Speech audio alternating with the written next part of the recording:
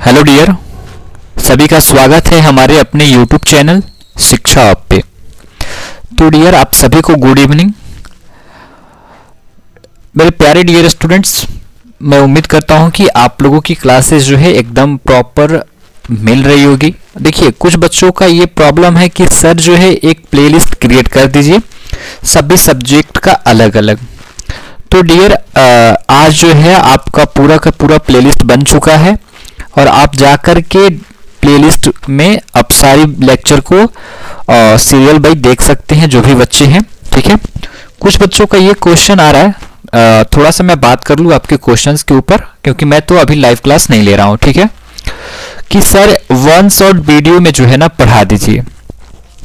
देखो डियर, अभी one short video में पढ़ने का टाइम नहीं आया है। अभी जैसे मैं पढ़ा रहा हूँ वैसे पढ़ो, और जो जो सब्जेक्ट अगर वन शॉट पढ़ाने वाले हैं उसको मैं पढ़ा दूंगा। ठीक है, जैसे कि मैं बताया हूं कि मेडिवल हिस्ट्री और मॉडर्न हिस्ट्री को मैं पढ़ाऊंगा तो उसे वन शॉट में ही पढ़ाऊंगा। ठीक है, और कुछ हो सकता है कि ज्योग्राफी को भी मैं पढ़ा दूं और पॉलिटी को भी मैं पढ़ा दूं, यानी कि एसएसटी के जितने भी सब्जेक्ट हैं और साइंस के, उन सभी को मैं वन शॉट लेक्चर में जो है आपको प्रोवाइड करूंगा, आई मीन यूट्यूब पे डिलीवर करूंगा, वहां से आप उसे देख लेना।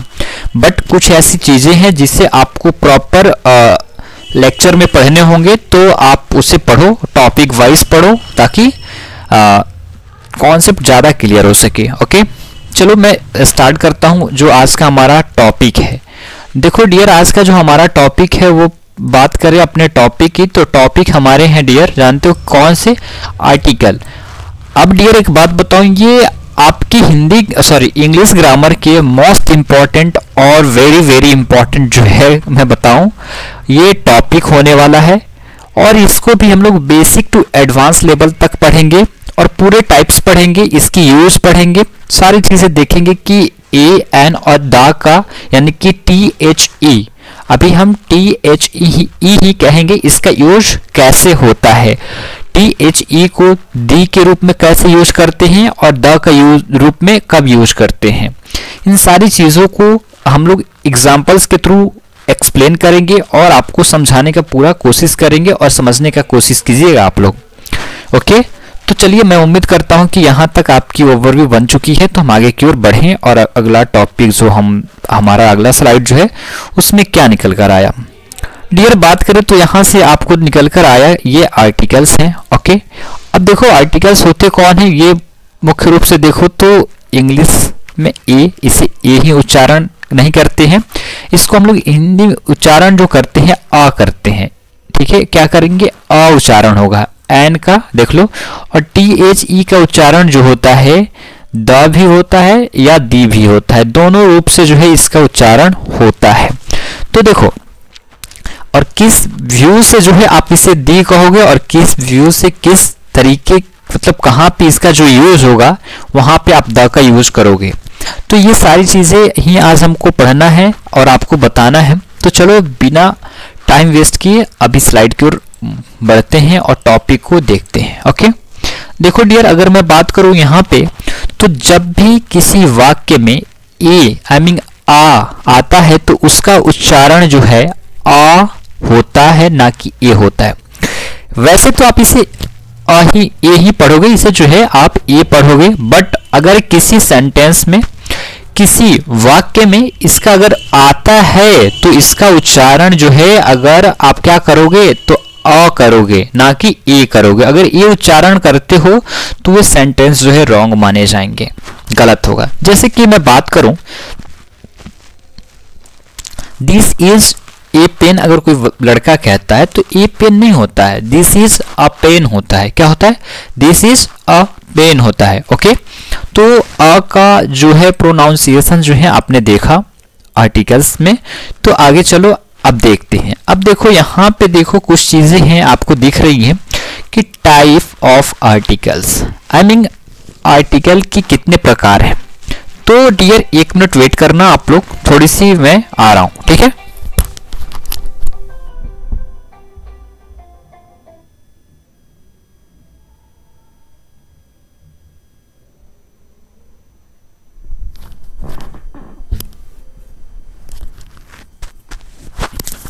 ओके डियर, चलो अपने टॉपिक को स्टार्ट करते हैं।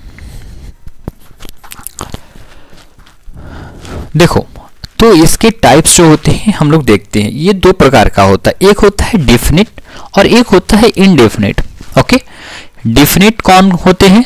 THE जो होता है, जिसे हम लोग दी या द कहते हैं, इसका उच्चारण वह डिफिनिट होता है। और इनडेफिनिट कौन होता है? ए और एन जो होता है इनडेफिनिट होता है। क्या होता है? इनडेफिनिट होता है।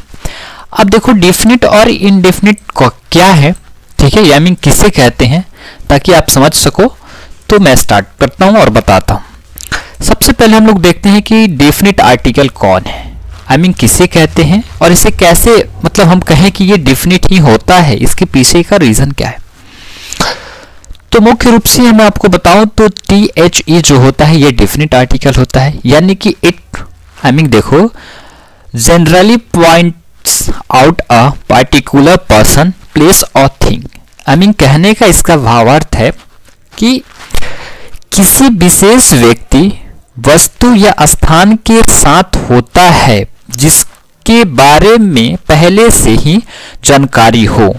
यानी कि डेफिनेट का ही मतलब होता है कि कोई विशेष वस्तु या स्थान हो जिसके बारे में आपको निश्चित रूप से उस मालूम हो, उस बारे में, उस स्थान के, उस वस्तु के बारे में, तो उसको डेफिनेट कहेंगे। और उसके लिए डेफिनेट आर्टिकल का यूज होता है। डेफिनेट समझ ही रहे हो ना, डेफिनेट, डिफाइन, ठीक है। तो ये सारी चीजें आपको यहाँ पे ध्यान रखना है। अब यहाँ से बहुत सारे कॉन्सेप्ट आपके क्लियर होंगे अगर आप अच्छे से समझकर पढ़ रहे होंगे तो। जैसे कि कुछ एग्जांपल्स के थ्रू अगर हम समझे प्यारे, तो पापा दरवाजे पर एक या कोई लड़का है आपसे बात करना चाहता है। देखो, मैं आपको समझाऊं कि अगर आपके, अभी मैं आपको समझा रहा हूं डेफिनिट आर्टिकल। आपके पिताजी घर में हैं, ठीक है, और पिताजी आपके कोई काम करते हैं, मान लो कि कोई ऑफिसर ही हैं, ठीक है, तो उनसे मिलने कोई आ रहा है। पिताजी तो जान रहे हैं, क्या है, पिताजी जान रहे हैं कि हाँ कोई मतलब जो लड़का आ रहा है वो आएगा, कोई ना कोई होगा, बट ये पिताजी भी नहीं जान रहे कि कोई आ रहा है। तो डायरेक्ट दरवाजा नॉक होता है, आप जाते हो तो देखते हो, और देखते हो तो वो लड़का जो है वो पूछता है आपके पिताजी को। तो पिताजी से कहोगे कि पापा दरवाजे पे एक या कोई लड़का है जो आपसे बात करना चाहता है। ये क्या है? ये कोई डेफिनेट नहीं है, यहाँ पे ना ही आप उसको पहचान रहे हो, ना ही वो कोई विशेष है। लेकिन दूसरा सेंटेंस देखो, पापा दरवाजे पे वो लड़का है आपसे बात करना चाहता है। देखो, वो लड़का है, यहां से क्या क्या क्लियर हो रहा है? यहाँ वो लड़का है बाबू, यहां से क्या हो रहा है? आई मीन आपके पिताजी आपको पहले से ही बता दिए हैं कि बाबू कोई लड़का जो है हमसे मिलने के लिए आ रहा है और वो नॉक करेगा तो तुम मुझे बता देना। तो ये डेफिनेट है क्योंकि उसके बारे में आपको पहले से जानकारी हो जा रही है, और वो आपको पिताजी बता दे रहे हैं, पापा आपको बता दे रहे हैं कि वो हमसे मिलने आ रहा है। तो ये विशेष भी हो जा रहा है क्योंकि पिताजी से मिलने आ रहा है ना कोई बंदा। तो ये हुआ, इस प्रकार से आप समझ सकते हो डेफिनेट आर्टिकल को। इसके लिए आप द का यूज करोगे। अब देखो indefinite articles, I mean a an का देखें तो यहां से समझो, प्रायः किसी ऐसे व्यक्ति, वस्तु या स्थान के साथ होता है जिसके बारे में पहले से जानकारी ना हो। इनडेफिनिट उसी का जस्ट अपोजिट, आई मीन उल्टा। ओके, चलो आगे की ओर बढ़ते हैं और नेक्स्ट देखते हैं। देखो, यही तो किताब है जिसके बारे में मैं बात कर रहा था। I mean this is the book I was talking about. Okay, यह देखो, यह एक किताब है जिसके बारे में आपको मालूम नहीं है, तब क्या कहोगे? This is a book. क्या है? This is a book. Okay, अब चलो देखते हैं एक या कोई लड़का, तो ये बॉय होगा। ओ यानी कि जिसे जान रहे हो तो द बॉय होगा। यहां तक तो समझ रहे हो ना? चलो अब देखो, एक बात बता देते हैं, प्रॉपर नाउन आप लोगों ने पढ़ा होगा और आपको मालूम है कि प्रॉपर नाउन से पहले जो है आर्टिकल का प्रयोग नहीं किए जाते हैं। बट यहां पे मैं एक अपवाद बताऊंगा कि किया जाता है आर्टिकल का प्रयोग। कब, किस सेंस में किया जाता है, आप मुझसे समझो। डियर अगर बात करूं, यहां देखोगे आप तो मिस्टर राहुल दरवाजे पर हैं, मिस्टर राहुल दरवाजे पर हैं, I mean mister Rahul is at the door.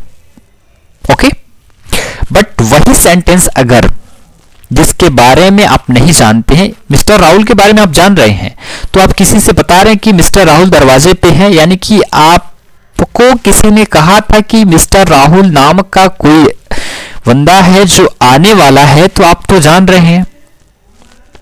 Okay, तो उसके लिए तो नहीं लगेगा। बट यहां पे अगर इसी सेंटेंस में अगर कोई शब्द लग जाए, क्या है, कोई शब्द जब ये लग जाता है तो यहां पे आर्टिकल ए का प्रयोग होगा, यानी कि कोई मिस्टर राहुल दरवाजे पे हैं, आई mean A mister Rahul is at the door. Okay, चलो आगे की ओर बढ़ते हैं, नेक्स्ट स्लाइड की ओर देखते हैं, फटाफट से कंप्लीट करेंगे, थोड़ा भी टाइम आपका वेस्ट नहीं होगा। अब देखो कुछ ऐसी चीजें आपको, आप अगर बचपन में या अभी भी अगर ये जान रहे हैं कि ये 5 जो ववेल होती हैं उसके सामने जो है इस तरीके से आपको आर्टिकल की यूज करने के लिए बताया जाता है कि ववेल के आगे जो है ए एन का यूज होता है या फलाना चिलाना। तो सबसे पहले मैं बता दूं कि ये पूरी की पूरी चीजें ना आपको एकदम से गलत बताया जाता है। क्या बताया जाता है? गलत बताया जाता है। अब देखो मैं बात करूं तो आपको तो थोड़े से लेवल को इंक्रीज करना होगा, ना कि उसी पे बने रहना है और ना ही उससे डिक्रीज, बट करना क्या है आपको, बल्कि आपको इंक्रीज करना है, आगे बढ़ना होगा ना। देखो आपको मालूम है कि वोवेल जो होते हैं 5 होते हैं, ए ई आई ओ यू। आई मीन वोवेल को हिंदी में स्वर कहते हैं, और कॉन्सोनेंट जो होते हैं इन 5 को छोड़ करके सभी के सभी ABCD जो है कॉन्सोनेंट होता है, आई मीन हिंदी में व्यंजन होता है। ओके, चलो इतना तो समझो पहले, आओ आगे की ओर। ठीक है, आगे की ओर चलो फिर देखते हैं। ओके, यहां देखो, अब देखो वोवेल साउंड जो होता है और कॉन्सोनेंट साउंड, अ आ, हिंदी का वोवेल साउंड मैं बता रहा हूं, और इंग्लिश कॉन्सोनेंट हिंदी का, वो पहले मैं इंग्लिश का बताया, अब हिंदी का। देखो हमारा जो आर्टिकल काम करता है वो प्रोनाउंसिएशन के बेस पे काम करता है, यानी कि जो सेंटेंस में दी रही है उसके उच्चारण के माध्यम से जो है आपको वो काम करता है आपका। तो देखो हिंदी का वोवेल साउंड जो होता है अ, बड़ी आ, छोटी ई, बड़ी ई, छोटी ऊ, बड़ी ऊ, ए, ऐ, अंग, अह, ये क्या है? ये पूरे के पूरे वोवेल साउंड है, आई मीन स्वर। ठीक है, अब मैं बात करूं कॉन्सोनेंट साउंड की, तो कॉन्सोनेंट क ख ग घ से लेकर के और ग तक ये पूरे के पूरे हमारे हिंदी वर्णमाला के कॉन्सोनेंट कहलाते हैं। ओके, देखिए हिंदी वर्णमाला मैं पढ़ा चुका हूं, हिंदी वर्णमाला अगर देख लेंगे तो मैं उम्मीद करूंगा कि ओवरऑल आपको पूरी चीज से मालूम चल जाएंगे। ओके, अब देखो यहां देखते हैं an. If the next word started with a vowel sound, I mean अगर अगले शब्द की शुरुआत स्वर की ध्वनि से हो तो एन का यूज करेंगे। किसका बाबू? एन का यूज करेंगे। चलो किसका? इस एन का, ई एन, एन का यूज जो है हम लोग करेंगे। कब? अगर नेक्स्ट वर्ड जो है स्टार्ट होता है किसके साथ? वोवेल साउंड के साथ, यानी कि स्वर की ध्वनि के साथ अगर शुरुआत होता है। स्वर कौन कौन से हैं हमारे? अभी मैं आपको बताया ना। अब देखो स्वर वोवेल कौन, अब देखो ये वाला पे मत जाना, इस पे। ओके, अब चलो मैं एग्जांपल्स के थ्रू बताऊंगा तो आप समझ पाओगे। यहां देखो E, if the next word started with a consonant sound, I mean कि अगर अगले शब्द की शुरुआत व्यंजन की ध्वनि से हो। किसकी ध्वनि? किसकी साउंड? व्यंजन की ध्वनि। ओके, अब ABCD का व्यंजन यहां पे नहीं देखना है। अब आ जाओ देखते हैं। देखो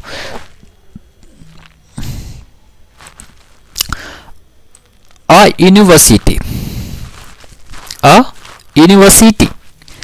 अब डियर मैं आपको बताया यहां पे, क्या बताया आपको कि ए का यूज जो है हम कॉन्सोनेंट के साथ करते हैं। क्या है? क्या करते हैं? कॉन्सोनेंट के साथ करते हैं।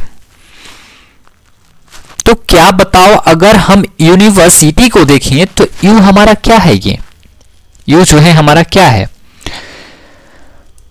यू जो है हमारा क्या है, ये यू हमारा क्या है, ये तो कॉन्सोनेंट है। क्या है, क्या है, कॉन्सोनेंट है। बट मैंने तो बताया आपको कि कॉन्सोनेंट के साथ तो मुझे यूज नहीं करना है ए का, सॉरी मैं क्या बता रहा हूं, हाँ चलो आ जाओ। कॉन्सोनेंट के साथ जो है ए का यूज होगा। अगर आपको मैं बताया हूं तो देखो, अ यूनिवर्सिटी है ना, देखो भले ही यू एक ववेल है, लेकिन इस शब्द में ध्वनि य की है। ठीक है, किसकी है, य की है, जो कि एक कॉन्सोनेंट साउंड है, इसलिए यूनिवर्सिटी के साथ ए लगेगा। यानी कहने का तात्पर्य इसका ये है, देखो ये कह रहा है कि अगर अगले शब्द की शुरुआत व्यंजन की ध्वनि से हो तो किसका प्रयोग करेंगे, ए का, और ववेल का हो तो किसका, यू एन का।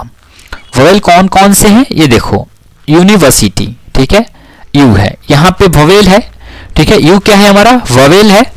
तो आप ये कंफ्यूज में होंगे कि सर यहाँ पे तो एन का यूज होना चाहिए, यहाँ पे तो ए एन का प्रयोग होना चाहिए।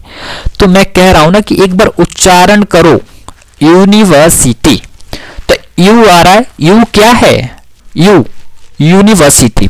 अब हिंदी में जैसे ही इसे यूनिवर्सिटी करोगे तो य आएगा, य इसका य जो आएगा, इसका फर्स्ट जो है, तो यह जो होता है वर्ण, ये क्या है, यह एक कॉन्सोनेंट है, इसलिए यूनिवर्सिटी के साथ जो है ए लगेगा, ना कि एन लगेगा। जैसे कि अ बॉय क्या है, एक बॉय, ब आ रहा है, बॉय क्या, बॉय, ब आ रहा है। अब देखो कोई बच्चा बॉय को लड़का समझेगा, ल, तो नहीं भाई, इसका खुद का मीनिंग पढ़ो, ठीक है। तो बॉय ब होगा, तो ये कॉन्सोनेंट साउंड है, इसलिए इसके साथ ए का यूज होगा। अ पेन, तो ये पेन प है, तो ये कॉन्सोनेंट साउंड है, जिसके साथ भी ए का यूज होगा। अब देखो हॉनेस्ट होता है ना, कि हॉनेस्ट होता है, ऑनेस्ट होता है, हॉनेस्ट नहीं होता, ऑनेस्ट होता है, ठीक है। तो मैं बात करूं डियर, तो यहाँ एच देखोगे तो ये कॉन्सोनेंट लेटर है, बट इसका उच्चारण करोगे तो ये ऑनेस्ट आएगा, तो ये जो है अ निकल कर आएगा। तो अ तो हमारा क्या है, ववेल है, तो ववेल के लिए एन का यूज होगा। ईयर, ई क्या है, ई हमारा क्या है, ओके, तो इसके लिए वोवेल साउंड यूज होगा। ईयर्स, ठीक है, ईयर, ठीक है, एक होता है ईयर और एक होता है ईयर, ठीक है। तो वर्स वाला तो ई है यहाँ पे, ई, तो ये कॉन्सोनेंट है, बट या ओके। तो इन सब चीजों के माध्यम से आप समझ सकते हो ये सारी चीजें। मैं बात करूं आवर्स, एन आवर्स, ठीक है, तो एन का यूज होगा।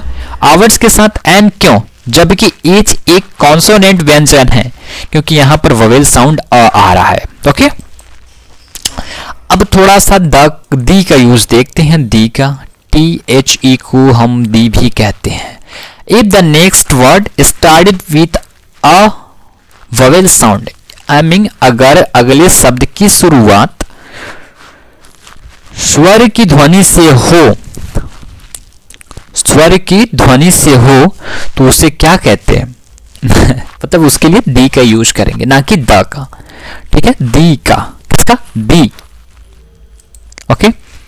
तो दी का, चलो मेंटेन है।